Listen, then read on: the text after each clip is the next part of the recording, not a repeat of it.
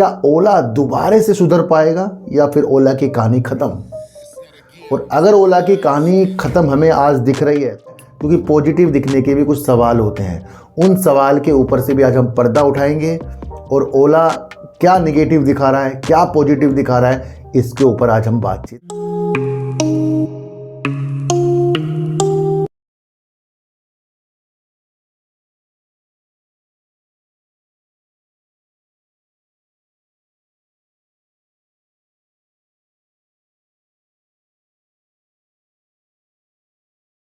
नमस्कार, मैं स्वागत करता हूं आपका अपने ही चैनल पर जिसका नाम है सार्थक बाजार से।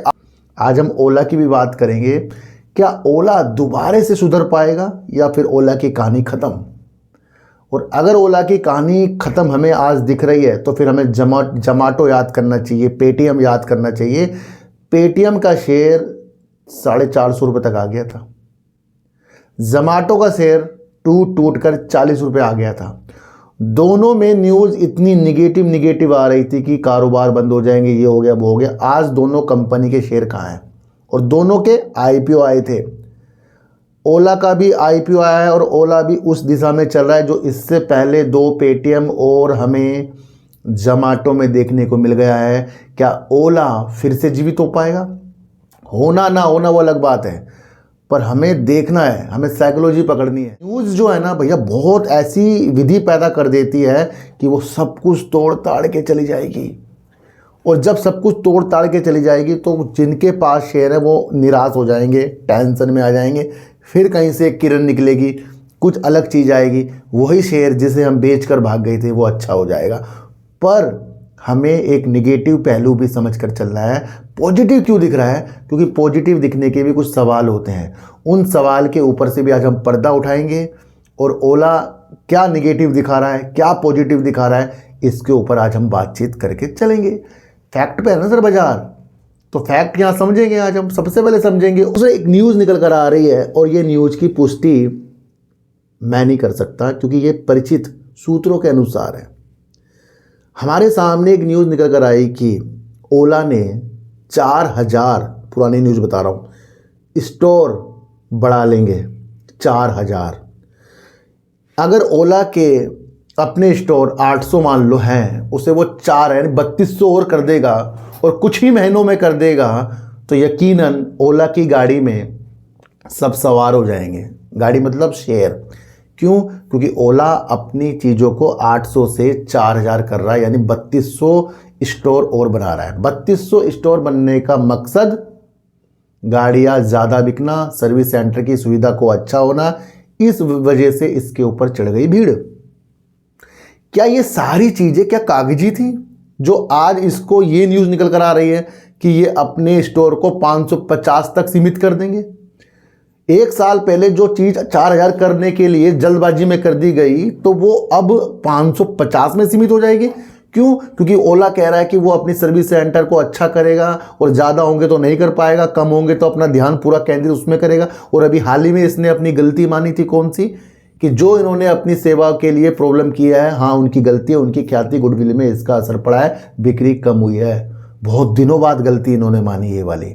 और अब ये न्यूज़ मैं आपको पढ़ के सुनाऊंगा। ओला इलेक्ट्रिक अपने स्टोर नेटवर्क को घटाकर 550 करेगी। निगेटिव है, बहुत ज़्यादा निगेटिव है। जिसकी 4000 अभी हाल ही में हुई है, उसने 5 साल नहीं देखे हो और 5 साल से पहले ही 1 साल के अंदर ही वो टेंशन में आ गया हो और अपनी 550 की स्टोर कर रहा हो, तो ये अपने आप में निगेटिव हो गया है। तो यानी कि जो भी न्यूज़ आती है, क्या फिर इसमें पब्लिक बैठे, फिर पब्लिक को विश्वास कैसे होगा? इस पे जांच होनी चाहिए मेरे हिसाब से, क्योंकि भैया ये तो पब्लिक का पैसा लग रहा है। घटनाक्रम से परिचित लोगों के अनुसार है ये, घटनाक्रम से परिचित लोगों के अनुसार, प्रूफ के साथ नहीं है, कंपनी के बताए अनुसार नहीं है। थोड़ा ये भी आपको पढ़ना पड़ेगा। बाजार हिस्सेदारी में भारी गिरावट और बढ़ती परिचालन चुनौतियों के मद्देनजर ओला इलेक्ट्रिक मार्च के अंत तक अपने भौतिक स्टोरों की संख्या को घटाकर लगभग 550 करने की योजना बना रही है। फिलहाल करा नहीं है, योजना बना रही है। तो आप ये भी समझ सकते हो। ये उस वक्त आ रहा है जब अभी 4000 तक इसने घोषणा की थी, तो बड़ा झटका ये है। तो आप ये समझकर चल सकते हैं। अपनी नवीनतम तिमाही रिपोर्ट में ओला इलेक्ट्रिक ने कहा कि उसने संरचनात्मक पुनर्गठन के तहत अपने स्टोर नेटवर्क को घटाकर 700 आउटलेट तक सीमित कर दिया है। बड़ी ही विघन चीज़ है। अच्छा, अब आपको समझकर चलना पड़ेगा कि ये क्यों किया है। वित्त वर्ष 2026 की तीसरी तिमाही ओला इलेक्ट्रिक के लिए एक संरचनात्मक बदलाव का समय है। इलेक्ट्रिक वाहनों की बढ़ती संख्याओं में कमी आने और हमारी सेवा निष्पादन को मजबूत करने की आवश्यकता को देखते हुए हमने बुनियादी तत्वों को ठीक करने और अल्पकालिक मात्रा के लिए अनुकूल न करके अपने खुदरा नेटवर्क लागत संरचना और परिचालन मॉडल को एक स्थायी स्तर स्थिति में लाने का विकल्प चुना है। कंपनी ने अपने शेयरधारकों को लिखे पत्र में कहा, यानी कि यहाँ से भी कंपनी अपने को मजबूत बता रही है। क्यों? क्योंकि वो जितनी भी प्रॉब्लम हो रही है वो कम होंगे तो वो उसमें ज़्यादा वर्क कर सकती है। तो ये भी आप समझकर चल सकते हैं। एक चीज़ मैं आपको और बता दूं, ओला इलेक्ट्रिक को भेजे गए सवालों का खबर लिखे जाने तक कोई जवाब नहीं आया है। तो जिसने ये खबर लिखी है उसने ओला को ईमेल किया है, ओला ने इसका जवाब नहीं दिया है। तो जब तक कि कंपनी की तरफ से प्रूफ ना हो तब तक कि आपको कुछ तो डाउट होना चाहिए, ये आप समझ कर चलना। अब समझेंगे एक पॉजिटिव चीज़, फिर इसके बाद दूसरी पॉजिटिव समझेंगे ओला में क्या है। अभी तक के नेगेटिव था। मोतीलाल ओसवाल म्यूचुअल फंड का ओला इलेक्ट्रिक के प्रति ये अल्पनीय प्रेम। देखो सर, जहां इसके समकक्षों ने शेयर बेचना शुरू कर दिया है वहीं इस फंड हाउस ने गिरते हुए शेयरों पर अपना अधिकार जमा रहा है। यानी कि म्यूचुअल फंड मोतीलाल ओसवाल है ना, अपनी होल्डिंग ओला में बढ़ा रहा है, वो जब शेयर काफ़ी नीचे है। ये भी आप समझ कर चलना। अब ये विपरीत रणनीति महंगी और जोखिम भरी लग रही है। अब ये भी निवेशक कह रहे हैं कि ये जो गिरते हुए शेयरों को म्यूचुअल फंड खरीद रहा है ओसवाल, अच्छा म्यूचुअल फंड में लगता किसका पैसा है? पब्लिक का। और मोतीलाल ओसवाल कोई छोटा फंड है? सोचो, उसने कुछ रिसर्च की होगी तभी अपनी हिस्सेदारी को ले रखी है। पर निवेशक कहने कि ये उल्टी चीज़ ना हो जाए, तो आपको ये भी समझ कर चलना पड़े। तो यहाँ मोतीलाल ओसवाल क्या कर रहा है? पॉजिटिव चीज़ दिखा रहा है। 550 स्टोरों ने क्या दिखा रहा है? नेगेटिव चीज़ दिखा रहा है। एक और पॉजिटिव चीज़ मैं आपको बताऊंगा। ओला इलेक्ट्रिक ने ग्राहकों को बनाए रखने के लिए नए अपग्रेड योजना शुरू की है। देखो सर, इनके जितने भी मॉडल इनके पहले थे, पुराने थे, फर्स्ट जनरेशन, सेकंड जनरेशन, उसमें प्रॉब्लमें आ रही थी। अब कंपनी ने, भाविश अग्रवाल ने बड़ी घोषणा कर दी है, ये ओला की स्थितियों को मजबूत कर रहा है। कैसे मजबूत कर रहा है? समझो मेरी बात, मैं क्या कहना चाह रहा हूँ। ओला के अंदर सेवाओं की प्रॉब्लम हो रही है, सर्विस की प्रॉब्लम हो रही है, गाड़ियों की प्रॉब्लम हो रही है। अब इनके अंदर से एक आवाज़ आ रही है, इन्होंने एक चीज़ अपग्रेड कर दी। यानी कि जिनके पास जनरेशन 1 स्कूटर है, सेकंड है, तो उसको वो थर्ड में अपग्रेड कर सकते हैं। थर्ड जनरेशन जो इनके स्कूटर है उसमें अपग्रेड कर सकते हैं। और उसके अंदर इनकी अपनी खुद की 4680 बैटरी तकनीक से लेस प्रीमियम वारंटी भी शामिल है। यानी कि अगर मेरे पास कोई पुराना स्कूटर है तो मैं उसे करके चेंज करके इनकी जो नई बैटरी लगी हुई चीज़ है उसको ले सकता हूँ। तो ये अपने आप में क्या है? होड़ मच जाएगी भैया।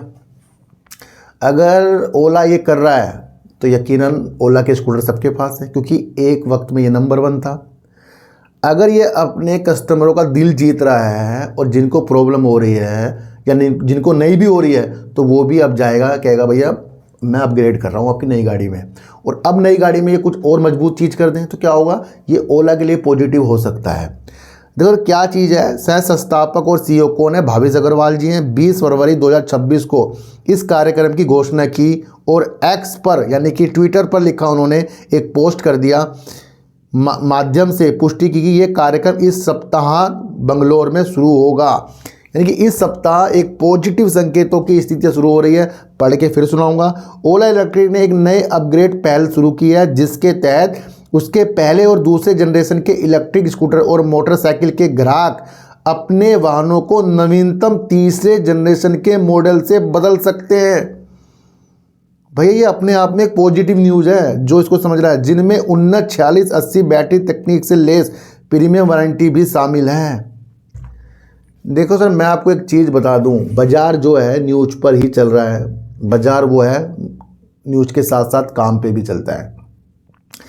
कोई भी कंपनी जीरो भी हो सकती है और जीरो से कंपनी हीरो भी हो सकती है, ऐसा कुछ भी नहीं है। मैं आपको फिर बता रहा हूँ, ये कंपनी बेकार भी हो सकती है, अच्छी भी हो सकती है। पर एक म्यूचुअल फंड का स्थिति और ये चीज़ें और अलग अलग स्थिति हमारे सामने जो आ रही है, तो वो एक दिशा दिखाती है ना। तो हमें बहुत समझकर निवेश करना चाहिए भैया। ये इतनी आसानी से पैसा नहीं बनता बाजार में कि भैया हमने पैसा लगाया और बन गया। कुछ डूब भी रहे हैं इसके अंदर, काफ़ी लोगों के पैसे आधे से भी आधे हो गए हैं। तो सारी रणनीति को समझे। मैंने आज आपको ट्रम्प की नीतियाँ समझा दी, उसके बाद 10% एक्स्ट्रा टैरिफ की चीज़ें समझा दी, ओला की निगेटिव और पॉजिटिव भी चीज़ समझा दी। फिर मैं कह रहा हूँ मेरा कोई भी मकसद बेचना खरीदने का नहीं है, मेरे न्यूज़ से आपको अपग्रेड करना है, अपडेट देना है, सॉरी न्यूज़ से आपको अपडेट देना है, उससे आपको अपग्रेड होना है।